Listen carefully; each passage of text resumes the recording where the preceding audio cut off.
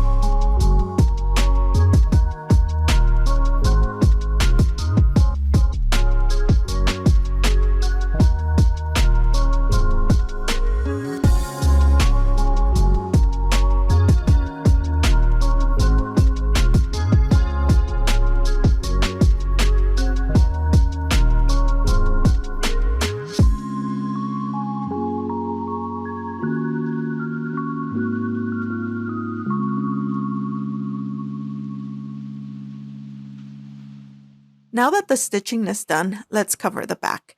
This step is completely optional, but it gives it such a polished look. Because the edges of the dove are small, a glue stick is your best friend here. Place a piece of scrap paper underneath your dove before you apply the glue.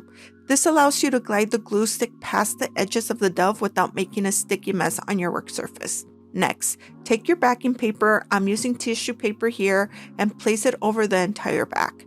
Press it down gently to ensure a good contact.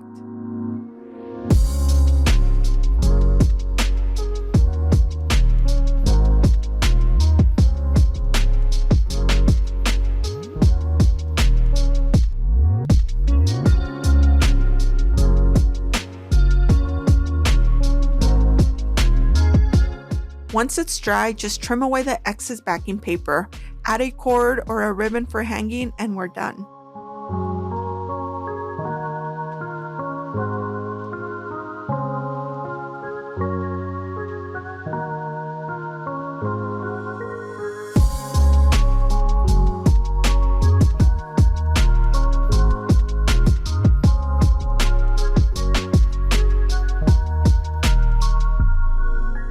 This was such an easy and fun project, and these turned out so cute.